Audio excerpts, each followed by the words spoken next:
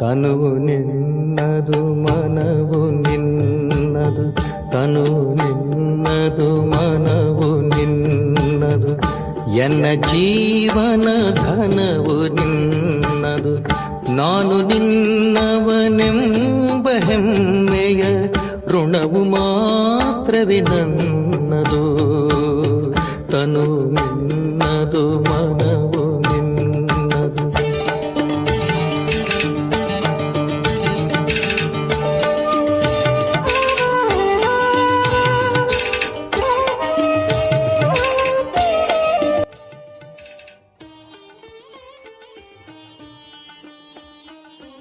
ಓಂ ಶಾಂತಿ.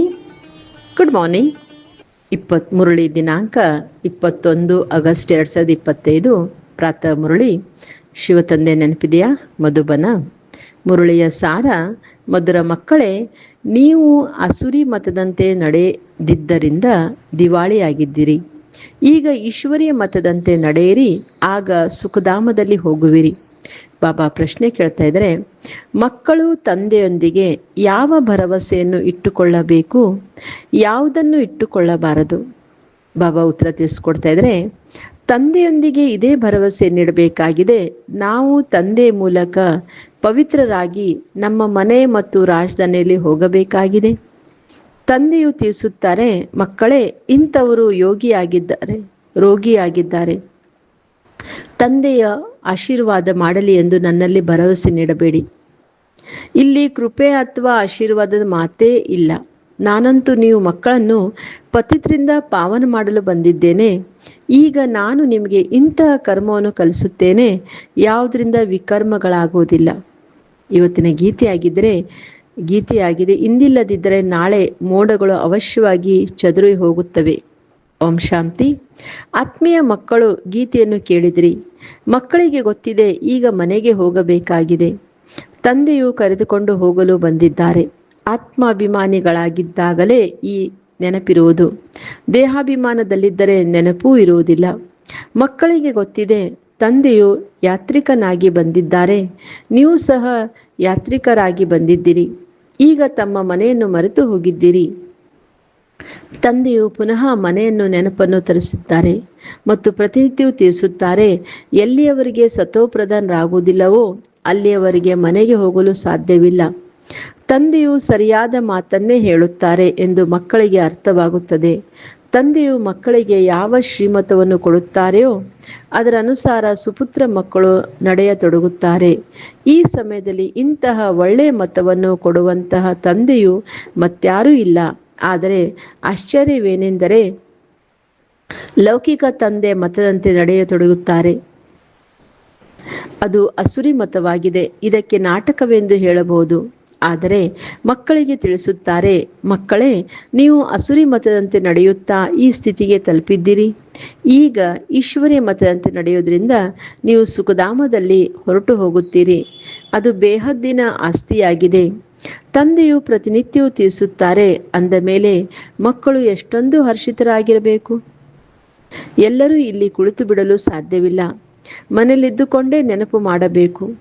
ಈಗ ಪಾತ್ರವು ಮುಕ್ತಾಯವಾಗಲಿದೆ. ಹಿಂತಿರುಗಿ ಮನೆಗೆ ಹೋಗಬೇಕಾಗಿದೆ.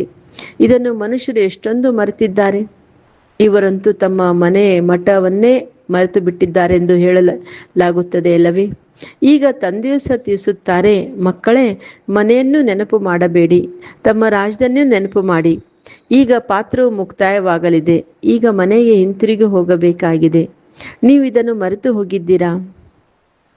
ನೀವು ಮಕ್ಕಳು ಹೇಳಬಹುದು, ಬಾಬಾ, ಡ್ರಾಮಾನುಸಾರ ಪಾತ್ರವೇ ಹೀಗಿದೆ. ನಾವು ನಮ್ಮ ಮನೆ ಮಠವನ್ನೇ ಮರೆತು ಅಲ್ದಾಡುತ್ತಿದ್ದೇವೆ. ಭಾರತವಾಸಿಗಳೇ ತಮ್ಮ ಶ್ರೇಷ್ಠ ಧರ್ಮವನ್ನು ಮರೆತು ದೈವಿ ಧರ್ಮ ಭ್ರಷ್ಟರು, ದೈವಿ ಕರ್ಮ ಭ್ರಷ್ಟರಾಗಿ ಬಿಟ್ಟಿದ್ದಾರೆ. ಈಗ ತಂದೆಯು ಎಚ್ಚರಿಕೆ ನೀಡುತ್ತಾರೆ, ನಿಮ್ಮ ಧರ್ಮ ಕರ್ಮವಂತೂ ಶ್ರೇಷ್ಠವಾಗಿತ್ತು. ಅಲ್ಲಿ ನೀವು ಯಾವ ಕರ್ಮ ಮಾಡುತ್ತಿದ್ದೀರೋ ಅದು ಅಕರ್ಮವಾಗುತ್ತಿತ್ತು. ಅಕರ್ಮ, ಕರ್ಮ, ಅಕರ್ಮ, ವಿಕರ್ಮದ ರಹಸ್ಯವನ್ನು ತಂದೆ ನಿಮಗೆ ತಿಳಿಸಿದ್ದಾರೆ. ಸತ್ಯುಗದಲ್ಲಿ ಕರ್ಮವು ಅಕರ್ಮವಾಗುತ್ತದೆ. ರಾವಣ ರಾಜ್ಯದಲ್ಲಿ ಕರ್ಮವು ವಿಕರ್ಮವಾಗುತ್ತದೆ. ಈಗ ತಂದೆಯು ಧರ್ಮಭ್ರಷ್ಟ ಕರ್ಮಶ್ರೇಷ್ಠರನ್ನಾಗಿ ಮಾಡಲು ಬಂದಿದ್ದಾರೆ. ಆದ್ದರಿಂದ ಈಗ ಶ್ರೀಮದಂತೆ ಕರ್ಮಶ್ರೇಷ್ಠ ಮಾಡಿಕೊಳ್ಳಬೇಕು. ಯಾವುದೇ ಭ್ರಷ್ಟ ಕರ್ಮವನ್ನು ಮಾಡಿ ದುಃಖವನ್ನು ಕೊಡಬಾರದು. ಇದು ಈಶ್ವರೀಯ ಮಕ್ಕಳ ಕೆಲಸವಲ್ಲ. ತಂದೆಯಿಂದ ಯಾವ ಆದೇಶ ಸಿಗುವುದೋ ಅದರ ಅನುಸಾರ ನಡೆಯಬೇಕು. ದೈವಿ ಗುಣಗಳನ್ನು ಧಾರಣೆ ಮಾಡಿಕೊಳ್ಳಬೇಕಾಗಿದೆ. ಶುದ್ಧ ಭೋಜನವನ್ನು ತೆಗೆದುಕೊಳ್ಳಬೇಕಾಗಿದೆ. ಒಂದು ವೇಳೆ ಅಂತಹ ಪರಿಸ್ಥಿತಿಯಲ್ಲಿ ಸಿಗಲಿಲ್ಲವೆಂದರೆ ಸಲಹೆಯನ್ನು ತೆಗೆದುಕೊಳ್ಳಿ. ತಂದೆಗೆ ಗೊತ್ತಿದೆ, ನೌಕರಿ ಇತ್ಯಾದಿಗಳಲ್ಲಿ ಕೆಲವೊಮ್ಮೆ ತಿನ್ನಲೂ ಬೇಕಾಗುತ್ತದೆ. ಯಾವಾಗ ಯೋಗ ಬಲದಿಂದ ನೀವು ರಾಜಧಾನಿಯನ್ನು ಸ್ಥಾಪನೆ ಮಾಡುತ್ತೀರಿ, ಪತಿತ ಪ್ರಪಂಚವನ್ನು ಪಾವನವನ್ನಾಗಿ ಮಾಡುತ್ತೀರೆಂದ ಮೇಲೆ ಭೋಜನವನ್ನು ಶುದ್ಧ ಮಾಡಿಕೊಳ್ಳುವುದು ದೊಡ್ಡ ಮಾತಿನಲ್ಲ. ನೌಕರಿಯಂತೂ ಮಾಡಲೇಬೇಕಾಗಿದೆ. ತಂದೆಯ ಮಕ್ಕಳಾದ ತಕ್ಷಣ ಎಲ್ಲವನ್ನು ಬಿಟ್ಟು ಬಿಡಿ ಇಲ್ಲಿ ಕುಳಿತು ಬಿಡುವುದಲ್ಲ. ಎಷ್ಟೊಂದು ಮಂದಿ ಮಕ್ಕಳಿದ್ದಾರೆ, ಎಲ್ಲರೂ ಇಲ್ಲಿಯೇ ಇರಲು ಸಾಧ್ಯವಿಲ್ಲ. ಆದ್ದರಿಂದ ಗೃಹಸ್ಥ ವ್ಯವಹಾರದಲ್ಲಿಯೇ ಇದ್ದು ಈ ರೀತಿ ತಿಳಿಯಿರಿ, ನಾನು ಆತ್ಮನಾಗಿದ್ದೇನೆ, ನನ್ನನ್ನು ಪವಿತ್ರನಾಗಿ ಮಾಡಿ ಮನೆಗೆ ಕರೆದುಕೊಂಡು ಹೋಗಲು ತಂದೆಯು ಬಂದಿದ್ದಾರೆ. ನಂತರ ನಾನು ರಾಜಧಾನಿಯಲ್ಲಿ ಬರುತ್ತೇನೆ. ಇದಂತೂ ಪುನರ್ ರಾವಣನ ಪತಿತ ಪ್ರಪಂಚವಾಗಿದೆ. ರಾವಣನ ಪತಿತ ಪ್ರಪಂಚವಾಗಿದೆ. ನಾಟಕದ ಅನುಸಾರ ನೀವು ಸಂಪೂರ್ಣ ಪತಿತರಾಗಿ ಬಿಟ್ಟಿದ್ದೀರಿ. ತಂದೆಯು ತಿಳಿಸುತ್ತಾರೆ, ನಾನೀಗ ನಿಮ್ಮನ್ನು ಜಾಗೃತಗೊಳಿಸಲು ಬಂದಿದ್ದೇನೆ.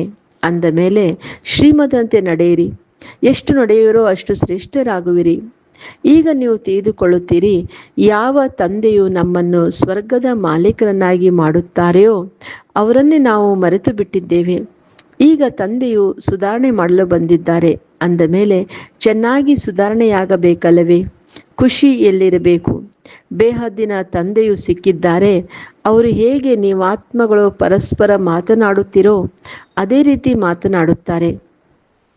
ವಾಸ್ತವದಲ್ಲಿ ಅವರು ಆತ್ಮವೇ, ಆದರೆ ಪರಮ ಆತ್ಮ ಆಗಿದ್ದಾರೆ. ಅವರದ್ದು ಪಾತ್ರವಿದೆ. ನೀವಾತ್ಮಗಳು ಪಾತ್ರಧಾರಿಗಳಾಗಿದ್ದೀರಿ. ಶ್ರೇಷ್ಠರಿಂದ ಹಿಡಿದು ಕನಿಷ್ಠರವರೆಗೆ ನಿಮ್ಮ ಪಾತ್ರವಿದೆ. ಭಕ್ತಿ ಮಾರ್ಗದಲ್ಲಿ ಮನುಷ್ಯರು ಈಶ್ವರನೇ ಎಲ್ಲವನ್ನು ಮಾಡುತ್ತಾನೆಂದು ಹಾಡುತ್ತಾರೆ. ತಂದೆ ತಿಳಿಸುತ್ತಾರೆ, ನನ್ನದು ಇಂಥ ಪಾತ್ರವೇನೂ ಇಲ್ಲ. ರೋಗಿಯನ್ನು ನಾನು ಚೆನ್ನಾಗಿ ಮಾಡಿಬಿಡುವುದು, ನೀವು ಹೇಗೆ ಪವಿತ್ರರಾಗಬಹುದೆಂದು ಮಾರ್ಗವನ್ನು ತಿಳಿಸುವುದೇ ನನ್ನ ಪಾತ್ರವಾಗಿದೆ. ಪವಿತ್ರರಾದಾಗಲೇ ನೀವು ಮನೆಗೆ ಹೋಗಲು ಸಾಧ್ಯ, ರಾಜಧಾನಿಯಲ್ಲೂ ಬರಲು ಸಾಧ್ಯ. ಮತ್ಯಾವುದೇ ಭರವಸೆ ನೀಡಬೇಡಿ. ಇಂಥವರು ರೋಗಿಯಾಗಿದ್ದಾರೆ, ಆಶೀರ್ವಾದ ಸಿಗಲಿ ಎಂದಲ್ಲ. ನನ್ನ ಬಳಿ ಆಶೀರ್ವಾದ ಅಥವಾ ಕೃಪೆಯ ಮಾತೇ ಇಲ್ಲ. ಅದಕ್ಕಾಗಿ ಸಾಧು ಸಂತರ ಬಳಿ ಹೋಗಿ, ಹೇ ಪತಿತ ಪಾವನ, ಬಂದು ನಮ್ಮನ್ನು ಪಾವನ ಮಾಡಿ ಪಾವನ ಪ್ರಪಂಚದಲ್ಲಿ ಕರೆದುಕೊಂಡು ಹೋಗಿ ಎಂದೇ ನೀವು ನನ್ನನ್ನು ಕರೆಯುತ್ತೀರಿ. ಅಂದಾಗ ತಂದೆಯು ಕೇಳುತ್ತಾರೆ, ನಾನು ನಿಮ್ಮನ್ನು ವಿಷದ ಸಾಗರದಿಂದ ಹೊರತೆಗೆದು ದೂರ ಕರೆದುಕೊಂಡು ಹೋಗುತ್ತೇನೆ. ಮತ್ತೆ ನೀವು ವಿಷದ ಸಾಗರದಲ್ಲಿ ಏಕೆ ಸಿಲುಕುತ್ತೀರಿ? ಭಕ್ತಿ ಮಾರ್ಗದಲ್ಲಿ ನಿಮ್ಮದು ಈ ಸ್ಥಿತಿಯಾಗಿದೆ. ಜ್ಞಾನ ಭಕ್ತಿಯ ನಿಮಗಾಗಿ ಇದೆ. ಸನ್ಯಾಸಿಗಳು ಸಹ ಜ್ಞಾನ ಭಕ್ತಿ ವೈರಾಗ್ಯವೆಂದು ಹೇಳುತ್ತಾರೆ, ಆದರೆ ಅವರು ಅದರ ಅರ್ಥವನ್ನು ತಿಳಿದುಕೊಂಡಿಲ್ಲ. ಈಗ ನಿಮ್ಮ ಬುದ್ಧಿಯಲ್ಲಿ ಜ್ಞಾನವಿದೆ. ಭಕ್ತಿಯ ನಂತರ ವೈರಾಗ್ಯ ಅಂದ ಮೇಲೆ ಬೇಹದ್ದಿನ ವೈರಾಗ್ಯವನ್ನು ಕಲಿಸುವವರು ಬೇಕಲ್ಲವೇ? ತಂದೆಯು ಈ ಮಾತನ್ನು ತಿಳಿಸಿದ್ದರು, ಇದು ಸ್ಮಶಾನವಾಗಿದೆ, ಇದರ ನಂತರ ಸ್ವರ್ಗವಾಗಬೇಕಾಗಿದೆ.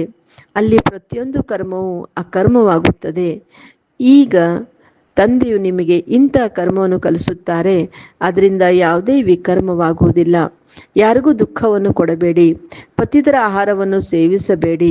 ವಿಕಾರದಲ್ಲಿ ಹೋಗಬೇಡಿ. ಇದಕ್ಕಾಗಿ ಅಬಲೆಯರ ಮೇಲೆ ಅತ್ಯಾಚಾರಗಳಾಗುತ್ತವೆ. ಮಾಯೆ ವಿಘ್ನಗಳು ಹೇಗೆ ಬೀಳುತ್ತವೆ ಎಂಬುದನ್ನು ನೋಡುತ್ತಿರುತ್ತೀರಿ. ಇದೆಲ್ಲವೂ ಗುಪ್ತವಾಗಿದೆ. ದೇವತೆಗಳು ಮತ್ತು ಅಸುರ ನಡುವೆ ಯುದ್ಧವಾಯಿತೆಂದು ಹೇಳುತ್ತಾರೆ, ಮತ್ತು ಪಾಂಡವರು ಮತ್ತು ಕೌರವರ ಯುದ್ಧವು ನಡೆಯಿತೆಂದು ಹೇಳುತ್ತಾರೆ. ಯುದ್ಧವಂತೂ ಒಂದೇ ಆಗಿದೆ. ತಂದೆಯು ತಿಳಿಸುತ್ತಾರೆ, ನಾನು ನಿಮಗೆ ಭವಿಷ್ಯ 21 ಜನ್ಮಗಳಿಗಾಗಿ ರಾಜಯೋಗವನ್ನು ಕಲಿಸುತ್ತಿದ್ದೇನೆ. ಇದು ಮೃತ್ಯು ಲೋಕವಾಗಿದೆ. ಮನುಷ್ಯರು ಸತ್ಯನಾರಾಯಣನ ಕಥೆಯನ್ನು ಕೇಳುತ್ತಾ ಬಂದಿದ್ದಾರೆ, ಆದರೆ ಲಾಭವೇನೂ ಇಲ್ಲ. ನೀವೀಗ ಸತ್ಯವಾದ ಕಥೆಯನ್ನು ಹೇಳುತ್ತೀರಿ, ಸತ್ಯವಾದ ರಾಮಾಯಣವನ್ನು ತಿಳಿಸುತ್ತೀರಿ. ಒಬ್ಬ ರಾಮ ಸೀತೆಯ ಮಾತಲ್ಲ. ಈ ಸಮಯದಲ್ಲಂತೂ ಇಡೀ ಪ್ರಪಂಚವೇ ಲಂಕೆಯಾಗಿದೆ. 4 ಕಡೆ ನೀರಿದೆ ಅಲ್ಲವೇ? ಇದು ಬೇಹದ್ದಿನ ಲಂಕೆಯಾಗಿದೆ. ರಾವಣ ರಾಜ್ಯವಿದೆ. ಒಬ್ಬ ತಂದೆಯೇ ವರನಾಗಿದ್ದಾರೆ, ಉಳಿದವರೆಲ್ಲರೂ ವಧುಗಳಾಗಿದ್ದಾರೆ. ಈಗ ನಿಮ್ಮನ್ನು ತಂದೆಯು ರಾವಣ ರಾಜ್ಯದಿಂದ ಬಿಡಿಸುತ್ತಾರೆ. ಇದು ಶೋಕವಾಟಿಕೆಯಾಗಿದೆ. ಸತ್ಯುಗಕ್ಕೆ ಅಶೋಕ ವಾಟಿಕೆ ಎಂದು ಹೇಳಲಾಗುತ್ತದೆ. ಅಲ್ಲಿ ಯಾವುದೇ ಶೋಕವಿರುವುದಿಲ್ಲ. ಈ ಸಮಯದಲ್ಲಂತೂ ಶೋಕವೇ ಶೋಕವಿದೆ. ಯಾರೊಬ್ಬರೂ ಅಶೋಕರಿಲ್ಲ. ಹೆಸರಂತೂ ಅಶೋಕ್ ಹೋಟೆಲ್ ಎಂದು ಇಟ್ಟು ಬಿಡುತ್ತಾರೆ. ತಂದೆ ತಿಳಿಸುತ್ತಾರೆ, ಇಡೀ ಪ್ರಪಂಚವು ಈ ಸಮಯದಲ್ಲಿ ಬೇಹದ್ದಿನ ಹೋಟೆಲ್ ಎಂದೇ ತಿಳಿಯಿರಿ. ಇದು ಶೋಕದ ಹೋಟೆಲ್ ಆಗಿದೆ. ಮನುಷ್ಯರ ಆಹಾರ ಪಾನೀಯಗಳು ಪ್ರಾಣಿಗಳ ತರಹವಿದೆ. ನಿಮ್ಮನ್ನು ನೋಡಿ ತಂದೆಯು ಎಲ್ಲಿಗೆ ಕರೆದುಕೊಂಡು ಹೋಗುತ್ತಾರೆ? ಸತ್ಯವಾದ ಅಶೋಕ ವಾಟಿಕೆಯು ಸತ್ಯುಗದಲ್ಲಿರುವುದು. ತಂದೆಯು ಹದ್ ಮತ್ತು ಬೇಹದ್ದಿನ ಅಂತರವನ್ನು ತಿಳಿಸುತ್ತಾರೆ. ಅಂದಾಗ ನೀವು ಮಕ್ಕಳಿಗೆ ಬಹಳ ಖುಷಿ ಇರಬೇಕು. ನಿಮಗೆ ಗೊತ್ತಿದೆ, ತಂದೆ ನಮಗೆ ಓದಿಸುತ್ತಾರೆ ಅಂದ ಮೇಲೆ ನಮ್ಮ ಕರ್ತವ್ಯವೂ ಸಹ ಎಲ್ಲರಿಗೆ ಮಾರ್ಗವನ್ನು ತಿಳಿಸುವುದು. ಅಂದರಿಗೆ ಉರುಗೋಲಾಗೋದೇ ಆಗಿದೆ. ನಿಮ್ಮ ಬಳಿ ಚಿತ್ರಗಳೂ ಇವೆ. ಹೇಗೆ ಶಾಲೆಯಲ್ಲಿ ಇದು ಇಂತಹ ದೇಶವಾಗಿದೆ ಎಂದು ಚಿತ್ರಗಳ ಮೂಲಕ ತಿಳಿಸುತ್ತಾರೆ. ಆದರೆ ನೀವು ತಿಳಿಸುತ್ತೀರಿ, ನೀವು ಆತ್ಮಗಳಾಗಿದ್ದೀರಿ, ಶರೀರವಲ್ಲ. ಆತ್ಮಗಳು ಸೋದರರಾಗಿದ್ದೀರಿ. ಎಷ್ಟು ಸಹಜ ಮಾತನ್ನು ತಿಳಿಸುತ್ತಿದ್ದೀರಿ. ನಾವೆಲ್ಲರೂ ಸೋದರ ಎಂಬ ಮಾತನ್ನು ಮನುಷ್ಯರು ಹೇಳುತ್ತಾರೆ. ತಂದೆ ತಿಳಿಸುತ್ತಾರೆ, ನೀವೆಲ್ಲ ಆತ್ಮಗಳು ಸೋದರರಲ್ಲವೇ? ಹೇ ಪರಂಪಿತ ಎಂದು ಕರೆಯುತ್ತಿದ್ದೀರಲ್ಲವೇ? ಅಂದ ಮೇಲೆ ಎಂದೂ ಸಹ ಪರಸ್ಪರ ಜಗಳವಾಡಬಾರದು. ಶರೀರಧಾರಣೆಯಿಂದ ಸೋದರಿಯಾಗುತ್ತೀರಿ. ನಾವು ಶಿವತಂದೆಯ ಮಕ್ಕಳಲ್ಲವೇ? ಸೋದರರಾಗಿದ್ದೇವೆ. ಪ್ರಜಾಪಿತ ಬ್ರಹ್ಮನ ಮಕ್ಕಳು ಸೋದರಿ ಆಗಿದ್ದೀರಿ. ನಾವು ತಾತನಿಂದ ಆಸ್ತಿಯನ್ನು ತೆಗೆದುಕೊಳ್ಳಬೇಕಾಗಿದೆ. ಆದ್ದರಿಂದ ತಾತನನ್ನೇ ನೆನಪು ಮಾಡುತ್ತೇವೆ. ಈ ಮಗನನ್ನೂ ಸಹ ನಾನು ತನ್ನವರನ್ನಾಗಿ ಮಾಡಿಕೊಂಡಿದ್ದೇನೆ ಅಥವಾ ಇವರಲ್ಲಿ ಪ್ರವೇಶ ಮಾಡಿದ್ದೇನೆಂದು ತಂದೆಯು ತಿಳಿಸುತ್ತಾರೆ. ಇವೆಲ್ಲ ಮಾತುಗಳನ್ನು ಈಗ ನೀವು ತಿಳಿದುಕೊಳ್ಳುತ್ತೀರಿ. ತಂದೆಯು ತಿಳಿಸುತ್ತಾರೆ, ಮಕ್ಕಳೇ, ಈಗ ಹೊಸ ದೈವಿ ಪ್ರವೃತ್ತಿ ಮಾರ್ಗವು ಸ್ಥಾಪನೆಯಾಗುತ್ತಿದೆ. ನೀವೆಲ್ಲ ಕುಮಾರಿಯರು ಶಿವತಂದೆಯ ಮತದಂತೆ ನಡೆಯುತ್ತೀರಿ. ಬ್ರಹ್ಮರವರು ಸಹ ತಂದೆಯ ಮತದನುಸಾರವೇ ನಡೆಯುತ್ತಾರೆ. ತಂದೆಯು ತಿಳಿಸುತ್ತಾರೆ, ತನ್ನನ್ನು ಆತ್ಮ ಎಂದು ತಿಳಿದು ತಂದೆಯನ್ನು ನೆನಪು ಮಾಡಿ ಮತ್ತು ಸರ್ವ ಸಂಬಂಧಗಳನ್ನು ತ್ಯಜಿಸುತ್ತಾ ಹೋಗಿ 8 ಗಂಟೆಗಳ ಸಮಯ ನೆನಪಿನಲ್ಲಿರಬೇಕಾಗಿದೆ. ಉಳಿದ 16 ಗಂಟೆಗಳಲ್ಲಿ ಉದ್ಯೋಗ, ವ್ಯವಹಾರ, ವಿಶ್ರಾಂತಿ ಏನೆಲ್ಲವನ್ನೂ ಮಾಡಬೇಕೋ ಮಾಡಿಕೊಳ್ಳಿ. ನಾನು ಶಿವತಂದೆಯ ಮಗುವಾಗಿದ್ದೇನೆ ಎಂಬುದನ್ನು ಮರೆಯಬೇಡಿ. ಇಲ್ಲಿಯೇ ಬಂದು ಇರಬೇಕೆಂದಲ್ಲ. ಗೃಹಸ್ಥ ವ್ಯವಹಾರದಲ್ಲಿ ಮಕ್ಕಳು ಮೊದಲಾದರ ಜೊತೆಯೂ ಇರಬೇಕು. ತಂದೆ ಬಳಿ ರಿಫ್ರೆಶ್ ಆಗುವುದಕ್ಕಾಗಿಯೇ ಬರುತ್ತೀರಿ. ಮಥುರಾ ಬೃಂದಾವನಕ್ಕೆ ಮಧುಬನದ ಸಾಕ್ಷಾತ್ಕಾರ ಮಾಡಲು ಹೋಗುತ್ತಾರೆ. ಅದನ್ನು ಚಿಕ್ಕ ಮಾಡೆಲ್ಗಳ ರೂಪದಲ್ಲಿ ಮಾಡಿಬಿಟ್ಟಿದ್ದಾರೆ. ಈ ಬೇಹದ್ದಿನ ಮಾತುಗಳನ್ನು ತಿಳಿದುಕೊಳ್ಳುವಂತಾಗಿದೆ. ಶಿವತಂದೆಯು ಬ್ರಹ್ಮರವರ ಮೂಲಕ ಹೊಸ ಸೃಷ್ಟಿಯನ್ನು ರಚಿಸುತ್ತಿದ್ದಾರೆ. ನಾವು ಪ್ರಜಾಪಿತ ಬ್ರಹ್ಮನ ಸಂತಾನರು ಬಿಕೆ ಆಗಿದ್ದೇವೆ. ವಿಕಾರದ ಮಾತೇ ಇರಲು ಸಾಧ್ಯವಿಲ್ಲ. ಸನ್ಯಾಸಿಗಳಿಗೆ ಶಿಷ್ಯರಾಗುತ್ತಾರೆ. ಒಂದು ವೇಳೆ ಅವರು ಕಾವಿ ವಸ್ತ್ರವನ್ನು ಧರಿಸಿದರೆ ಹೆಸರು ಬದಲಾಗಿ ಬಿಡುತ್ತದೆ. ಇಲ್ಲಿಯೂ ಸಹ ನೀವು ತಂದೆಯ ಮಕ್ಕಳಾದಾಗ ತಂದೆಯು ಹೆಸರುಗಳನ್ನು ಬದಲಾಯಿಸಿದರಲ್ಲವೇ? ಇಷ್ಟೊಂದು ಮಂದಿ ಈ ಭಟ್ಟಿಯಲ್ಲಿದ್ದರೂ ಈ ಭಟ್ಟಿಯ ಬಗ್ಗೆ ಯಾರಿಗೂ ತಿಳಿದಿಲ್ಲ. ಶಾಸ್ತ್ರಗಳಂತೂ ಏನೇನೋ ಮಾತುಗಳನ್ನು ಬರೆದಿದ್ದಾರೆ. ಇದು ಮತ್ತೆ ಕಲ್ಪದ ನಂತರವೂ ಆಗುವುದು. ಈಗ ನಿಮ್ಮ ಬುದ್ಧಿಯಲ್ಲಿ ಸೃಷ್ಟಿ ಚಕ್ರವು ಸುತ್ತುತ್ತದೆ. ತಂದೆಯು ಸ್ವದರ್ಶನ ಚಕ್ರಧಾರಿಯಲ್ಲವೇ? ಸೃಷ್ಟಿಯ ಆದಿ ಮಧ್ಯ ಅಂತ್ಯವು ಅವರಿಗೆ ತಿಳಿದಿದೆ. ನಿಮಗಾದರೆ ಸ್ಥೂಲ ಶರೀರವಿದೆ, ಆದರೆ ತಂದೆಗೆ ಶರೀರವೂ ಇಲ್ಲ. ಅವರು ಪರಮ ಆತ್ಮನಾಗಿದ್ದಾರೆ. ಆತ್ಮವೇ ಸುದರ್ಶನ ಚಕ್ರಧಾರಿಯಲ್ಲವೇ?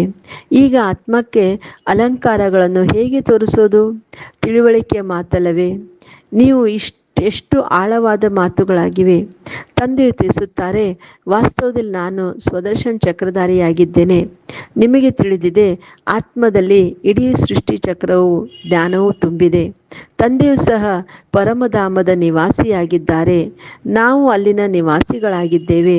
ತಂದೆಯು ಬಂದು ತಮ್ಮ ಪರಿಚಯವನ್ನು ಕೊಡುತ್ತಾರೆ. ಮಕ್ಕಳೇ, ನಾನು ಸ್ವದರ್ಶನ ಚಕ್ರಧಾರಿಯಾಗಿದ್ದೇನೆ. ನಾನು ಪತಿತ ಪಾವನನು ನಿಮ್ಮ ಬಳಿ ಬಂದಿದ್ದೇನೆ. ಪತಿತರಿಂದ ಪಾವನರಾಗಿ ಮಾಡಿ ನಮ್ಮನ್ನು ಮುಕ್ತಗೊಳಿಸಿ ಎಂದೇ ನನ್ನನ್ನು ಕರೆದಿರಿ. ತಂದೆಗೆ ಶರೀರವಂತೂ ಇಲ್ಲ, ಅಜನ್ಮನಾಗಿದ್ದಾರೆ. ಬಲೆ ಜನ್ಮವನ್ನು ತೆಗೆದುಕೊಳ್ಳುತ್ತಾರೆ, ಆದರೆ ದಿವ್ಯ ಜನ್ಮ. ಶಿವ ಜಯಂತಿ ಅಥವಾ ಶಿವರಾತ್ರಿಯನ್ನು ಆಚರಿಸುತ್ತಾರೆ. ತಂದೆಯು ತಿಳಿಸುತ್ತಾರೆ, ಯಾವಾಗ ರಾತ್ರಿಯ ಮುಕ್ತಾಯವಾಗುವುದು ಆಗ ದಿನವನ್ನಾಗಿ ಮಾಡಲು ನಾನು ಬರುತ್ತೇನೆ. ದಿನದಲ್ಲಿ 21 ಜನ್ಮಗಳು ಮತ್ತು ರಾತ್ರಿಯಲ್ಲಿ 63 ಜನ್ಮಗಳಿವೆ. ಅಂದರೆ ಸತ್ಯುಗದ ಹಾಗೂ ತ್ರೇತಾಯುಗ ಸೇರಿ 21 ಜನ್ಮ, ದ್ವಾಪರ ಹಾಗೂ ಕಲಿಯುಗ ಸೇರಿ 63 ಜನ್ಮ. ಆತ್ಮವೇ ಭಿನ್ನ ಭಿನ್ನ ಜನ್ಮಗಳನ್ನು ತೆಗೆದುಕೊಳ್ಳುತ್ತದೆ. ಈಗ ದಿನದಿಂದ ರಾತ್ರಿಯಲ್ಲಿ ಬಂದಿದ್ದೇವೆ, ಮತ್ತೆ ದಿನದಲ್ಲಿ ಹೋಗಬೇಕಾಗಿದೆ. ತಂದೆಯು ನಿಮ್ಮನ್ನು ಸ್ವದರ್ಶನ ಚಕ್ರಧಾರಿಯನ್ನಾಗಿ ಮಾಡಿದ್ದಾರೆ. ಈ ಸಮಯದಲ್ಲಿ ನನ್ನ ಪಾತ್ರವಿದೆ, ಆದ್ದರಿಂದ ನಿಮ್ಮನ್ನು ಸ್ವದರ್ಶನ ಚಕ್ರಧಾರಿಯನ್ನಾಗಿ ಮಾಡುತ್ತೇನೆ. ನೀವು ಮತ್ತೆ ಈ ರೀತಿ ಅನ್ಯರನ್ನೂ ಮಾಡಬೇಕಾಗಿದೆ. 84 ಜನ್ಮಗಳನ್ನು ಹೇಗೆ ತೆಗೆದುಕೊಳ್ಳುತ್ತೀರಿ ಎಂದು 84 ಜನ್ಮದ ಚಕ್ರದ ರಹಸ್ಯವನ್ನು ತಿಳಿಸಿದ್ದೇನೆ. ಮೊದಲು ನಿಮಗೆ ಈ ಜ್ಞಾನವಿತ್ತೇ? ಇಲ್ಲವೇ ಇಲ್ಲ. ಅಜ್ಞಾನಿಗಳಾಗಿದ್ದಿರಿ. ತಂದೆಯು ಮುಖ್ಯ ಮಾತನ್ನು ತಿಳಿಸುತ್ತಾರೆ. ತಂದೆಯು ಸ್ವದರ್ಶನ ಚಕ್ರಧಾರಿಯಾಗಿದ್ದಾರೆ. ಅವರಿಗೆ ಜ್ಞಾನದ ಸಾಗರನೆಂದು ಹೇಳಲಾಗುತ್ತದೆ. ಅವರು ಸತ್ಯ ಚೈತನ್ಯನಾಗಿದ್ದಾರೆ. ನೀವು ಮಕ್ಕಳಿಗೆ ಆಸ್ತಿಯನ್ನು ಕೊಡುತ್ತಿದ್ದಾರೆ. ತಂದೆಯು ಮಕ್ಕಳಿಗೆ ತಿಳಿಸುತ್ತಾರೆ, ಮಕ್ಕಳೇ, ಪರಸ್ಪರ ಜಗಳವಾಡಬೇಡಿ, ಉಪ್ಪು ನೀರಿನಂತೆ ವರ್ತಿಸಬೇಡಿ, ಸದಾ ಹರ್ಷಿತರಾಗಿರಿ ಮತ್ತು ಎಲ್ಲರಿಗೆ ತಂದೆಯ ಪರಿಚಯವನ್ನು ಕೊಡಿ. ಎಲ್ಲರೂ ತಂದೆಯನ್ನೇ ಮರೆತು ಹೋಗಿದ್ದಾರೆ. ಆದ್ದರಿಂದ ತಂದೆಯು ತಿಳಿಸುತ್ತಾರೆ, ನನ್ನೊಬ್ಬನನ್ನು ನೆನಪು ಮಾಡಿ. ನಿರಾಕಾರ ಭಗವಾನ ವಾಚ, ನಿರಾಕಾರಿ ಆತ್ಮಗಳ ಪ್ರತಿ. ಮೂಲತಃ ನೀವು ನಿರಾಕಾರಿಯಾಗಿದ್ದೀರಿ, ನಂತರ ಸಾಕಾರಿಯಾಗುತ್ತೀರಿ. ಸಾಕಾರದಲ್ಲಿ ಬರದೆ ಆತ್ಮವು ಏನನ್ನೂ ಮಾಡಲು ಸಾಧ್ಯವಿಲ್ಲ. ಆತ್ಮವು ಶರೀರವನ್ನು ಬಿಟ್ಟು ಹೋಗುತ್ತದೆ ಎಂದರೆ ಶರೀರವು ಅಲಗಾಡುವುದೂ ಇಲ್ಲ. ಆತ್ಮವು ಕೂಡಲೇ ಹೋಗಿ ಇನ್ನೊಂದು ಶರೀರದಲ್ಲಿ ತನ್ನ ಪಾತ್ರ ಅಭಿನಯಿಸುತ್ತದೆ. ಈ ಮಾತುಗಳನ್ನು ಒಳ್ಳೆಯ ರೀತಿಯಲ್ಲಿ ತಿಳಿದುಕೊಳ್ಳಿ. ಒಳಗಡೆ ಚಿಂತಿಸುತ್ತಾ ಇರಿ, ನಾವು ಆತ್ಮಗಳು ತಂದೆಯಿಂದ ಆಸ್ತಿಯನ್ನು ತೆಗೆದುಕೊಳ್ಳುತ್ತೇವೆ. ಸತ್ಯುಗದ ಆಸ್ತಿಯು ಸಿಗುತ್ತದೆ. ಅವಶ್ಯವಾಗಿ ತಂದೆಯೇ ಭಾರತಕ್ಕೆ ಆಸ್ತಿಯನ್ನು ಕೊಟ್ಟಿರಬೇಕು. ಆದರೆ ಯಾವಾಗ ಆಸ್ತಿಯನ್ನು ಕೊಟ್ಟರು, ನಂತರ ಏನಾಯಿತು, ಇದು ಮನುಷ್ಯರಿಗೆ ಸ್ವಲ್ಪವೂ ತಿಳಿದಿಲ್ಲ. ಈಗ ಎಲ್ಲವನ್ನೂ ತಂದೆಯು ತಿಳಿಸುತ್ತಾರೆ. ನೀವು ಮಕ್ಕಳನ್ನೇ ಸ್ವದರ್ಶನ ಚಕ್ರಧಾರಿಯನ್ನಾಗಿ ಮಾಡಿದ್ದಾರೆ ಮತ್ತು ನೀವು 84 ಜನ್ಮಗಳನ್ನು ತೆಗೆದುಕೊಂಡಿರಿ. ಈಗ ಪುನಃ ನಾವು ಬಂದಿದ್ದೇವೆ. ತಂದೆ ಎಷ್ಟು ಸಹಜವಾಗಿ ತಿಳಿಸುತ್ತಿರುತ್ತಾರೆ. ತಂದೆಯನ್ನು ನೆನಪು ಮಾಡಿ ಮತ್ತು ಮಧುರರಾಗಿ. ನಿಮ್ಮ ಗುರಿಯೂ ಸಮ್ಮುಖದಲ್ಲಿದೆ. ತಂದೆಯು ವಕೀಲರಿಗೂ ವಕೀಲರಾಗಿದ್ದಾರೆ. ಎಲ್ಲ ಜಗಳಗಳಿಂದ ಬಿಡಿಸುತ್ತಾರೆ. ನೀವು ಮಕ್ಕಳಿಗೆ ಬಹಳ ಆಂತರಿಕ ಖುಷಿ ಇರಬೇಕು. ನಾವು ತಂದೆ ಮಕ್ಕಳಾಗಿದ್ದೇವೆ. ತಂದೆಯು ಆಸ್ತಿಯನ್ನು ಕೊಡಲು ನಮ್ಮನ್ನು ದತ್ತು ಮಾಡಿಕೊಂಡಿದ್ದಾರೆ. ನೀವಿಲ್ಲಿ ಆಸ್ತಿಯನ್ನು ತೆಗೆದುಕೊಳ್ಳುವುದಕ್ಕಾಗಿಯೇ ಬರುತ್ತೀರಿ. ತಂದೆಯು ತಿಳಿಸುತ್ತಾರೆ, ಮಕ್ಕಳು ಮೊಮ್ಮಕ್ಕಳು ಎಲ್ಲರನ್ನೂ ನೋಡುತ್ತಲೂ ಬುದ್ಧಿಯು ತಂದೆ ಮತ್ತು ರಾಜಧಾನಿಯ ಕಡೆ ಇರಲಿ. ವಿದ್ಯೆ ಎಷ್ಟೊಂದು ಸಹಜವಾಗಿದೆ. ಯಾವ ತಂದೆಯು ನಿಮ್ಮನ್ನು ವಿಶ್ವದ ಮಾಲೀಕರನ್ನಾಗಿ ಮಾಡುತ್ತಾರೆಯೋ ಅವರನ್ನೇ ನೀವು ಮರೆತು ಹೋಗುತ್ತೀರಿ. ಮೊದಲು ತಮ್ಮನ್ನು ಆತ್ಮ ಎಂದು ತಿಳಿಯಿರಿ. ಈ ಜ್ಞಾನವನ್ನು ತಂದೆಯು ಸಂಗಮಯುಗದಲ್ಲೇ ಕೊಡುತ್ತಾರೆ, ಏಕೆಂದರೆ ನೀವು ಸಂಗಮಯುಗದಲ್ಲಿ ಪತಿತರಿಂದ ಪಾವನರಾಗಬೇಕಾಗಿದೆ. ಒಳ್ಳೆಯದು. ಮಧುರಾತಿ ಮಧುರ ಆತ್ಮಿಕ ಬ್ರಹ್ಮಮುಖಶಾಲಿ ಬ್ರಾಹ್ಮಣ ಕುಲಭೂಷಣರೇ, ಇದು ದೇವತೆಗಳಿಗಿಂತಲೂ ಶ್ರೇಷ್ಠ ಕುಲವಾಗಿದೆ. ನೀವು ಭಾರತದ ಬಹಳ ಶ್ರೇಷ್ಠ ಸೇವೆ ಮಾಡುತ್ತೀರಿ. ನೀವೀಗ ಪುನಃ ಪೂಜ್ಯರಾಗಿ ಬಿಡುತ್ತೀರಿ. ಈಗ ನೀವು ಪೂಜಾರಿಗಳನ್ನು ಪೂಜ್ಯ ಮತ್ತು ನಿಮ್ಮನ್ನು ಕವಡೆಯಿಂದ ವಜ್ರ ಸಮಾನನ್ನಾಗಿ ಮಾಡುತ್ತಿದ್ದೇವೆ. ಇಂತಹ ಆತ್ಮಿಕ ಮಕ್ಕಳ ಪ್ರತಿ ಮಾತ್ಪಿತಾ ಬಾಪ್ ದಾದಾರವರ ನೆನಪು, ಪ್ರೀತಿ ಹಾಗೂ ಸುಪ್ರಭಾತ. ಆತ್ಮೀಯ ಮಕ್ಕಳಿಗೆ ಆತ್ಮೀಯ ತಂದೆ ನಮಸ್ತೆ. ನಾವು ಆತ್ಮಿಕ ಮಕ್ಕಳ ಆತ್ಮಿಕ ತಂದೆಗೆ ನೆನಪು, ಪ್ರೀತಿ ಹಾಗೂ ನಮಸ್ತೆ ನಮಸ್ತೆ ನಮಸ್ತೆ. ಧಾರಣೆಗಾಗಿ ಮುಖ್ಯ ಸಾರ. ಫಸ್ಟ್ ಪಾಯಿಂಟ್, ಶ್ರೀಮತದಂತೆ ಈಗ ಪ್ರತಿಯೊಂದು ಕರ್ಮವನ್ನು ಶ್ರೇಷ್ಠ ಕರ್ಮ ಮಾಡಬೇಕಾಗಿದೆ. ಯಾರಿಗೂ ದುಃಖವನ್ನು ಕೊಡಬಾರದು. ದೈವಿ ಗುಣಗಳನ್ನು ಧಾರಣೆ ಮಾಡಿಕೊಳ್ಳಬೇಕಾಗಿದೆ. ತಂದೆಯ ಆದೇಶದನುಸಾರವಾಗಿ ನಡೆಯಬೇಕಾಗಿದೆ. 2ನೇ ಪಾಯಿಂಟು, ಸದಾ ಹರ್ಷಿತರಾಗಿರಲು ಸ್ವದರ್ಶನ ಚಕ್ರಧಾರಿಗಳಾಗಬೇಕಾಗಿದೆ. ಎಂದೂ ಉಪ್ಪು ನೀರಾಗಬಾರದು. ಎಲ್ಲರಿಗೂ ತಂದೆಯ ಪರಿಚಯವನ್ನು ಕೊಡಬೇಕಾಗಿದೆ. ಬಹಳ ಮಧುರರಾಗಬೇಕಾಗಿದೆ. ಇವತ್ತಿನ ವರದಾನ ಆಗಿದೆ, ಮಾನ ಬೇಡುವ ಬದಲು ಎಲ್ಲರಿಗೂ ಮಾನ ಕೊಡುವಂತಹ ಸದಾ ನಿಷ್ಕಾಮ ಯೋಗಿ ಭವ. ನಿಮಗೆ ಯಾರೇ ಮಾನ ಕೊಡಲಿ, ಒಪ್ಪಲಿ ಅಥವಾ ಬಿಡಲಿ, ಆದರೆ ನೀವು ಅವರನ್ನು ಮಧುರ ಸೋದರ, ಮಧುರ ಸೋದರಿ ಎಂದು ಒಪ್ಪುತ್ತಾ ಸದಾ ಸ್ವಮಾನದಲ್ಲಿರುತ್ತಾ ಸ್ನೇಹಿ ದೃಷ್ಟಿಯಿಂದ, ಸ್ನೇಹದ ವೃತ್ತಿಯಿಂದ ಆತ್ಮಿಕ ಮಾನ್ಯತೆ ಕೊಡುತ್ತಾ ಹೋಗಿ. ಇವರು ಮಾನ ಕೊಟ್ಟರೆ ನಾನು ಮಾನ ಕೊಡುವೆ. ಇದೂ ಸಹ ರಾಯಲ್ ಭಿಕಾರಿತನವಾಗಿದೆ. ಇದರಲ್ಲಿ ನಿಷ್ಕಾಮ ಯೋಗಿಗಳಾಗಿ ಆತ್ಮೀಯ ಸ್ನೇಹದ ಮಳೆಯಿಂದ ಶತ್ರುವನ್ನು ಸಹ ಸ್ನೇಹಿತರನ್ನಾಗಿ ಮಾಡಿಕೊಳ್ಳಿ. ನಿಮ್ಮ ಮುಂದೆ ಯಾರೇ ಕಲ್ಲನ್ನು ಎಸೆದರೂ ಸಹ ನೀವು ಅವರಿಗೆ ರತ್ನವನ್ನೇ ಕೊಡಿ, ಏಕೆಂದರೆ ನೀವು ರತ್ನಾಗರ ತಂದೆ ಮಕ್ಕಳಾಗಿವ್ರಿ. ಇವತ್ತಿನ ಸ್ಲೋಗನ್ ಆಗಿದೆ, ವಿಶ್ವದ ನವನಿರ್ಮಾಣ ಮಾಡೋದಕ್ಕೋಸ್ಕರ ಎಂದೂ 2 ಶಬ್ದ ನೆನಪಿಟ್ಟುಕೊಳ್ಳಿ, ನಿಮಿತ್ತ ಹಾಗೂ ನಿರ್ಮಾಣ. ಇವತ್ತಿನ ಅವ್ಯಕ್ತ ಸೂಚನೆಯಾಗಿದೆ, ಸಹಜಯೋಗಿ ಆಗಬೇಕೆಂದರೆ ಪರಮಾತ್ಮನ ಪ್ರೀತಿಯ ಅನುಭವಿಯಾಗಿರಿ. ಸೇವೆಯಲ್ಲಿ ಸಫಲತೆ ಮುಖ್ಯ ಸಾಧನವಾಗಿದೆ. ತ್ಯಾಗ ಮತ್ತು ತಪಸ್ಸು. ಇಂತಹ ತ್ಯಾಗಿ ಮತ್ತು ತಪಸ್ಸು ಅರ್ಥಾತ್ ಸದಾ ತಂದೆಯ ಲಗನ್ನಲ್ಲಿ ಲವಲೀನ ಪ್ರೇಮದ ಸಾಗರದಲ್ಲಿ ಸಮಾವೇಶವಾಗಿರುವ ಜ್ಞಾನ, ಆನಂದ, ಸುಖ, ಶಾಂತಿಯ ಸಾಗರದಲ್ಲಿ ಸಮಾವೇಶವಾಗಿರುವವರಿಗೆ ಹೇಳಲಾಗುವುದು ತಪಸ್ವಿ. ಇಂತಹ ತ್ಯಾಗ ತಪಸ್ಸದವರಿಗೆ ಹೇಳಲಾಗುತ್ತದೆ ಸತ್ಯ ಸೇವಾದಾರಿಯಾಗಿದ್ದಾರೆ. Okay, Om Shanti. Have a nice day. Take care.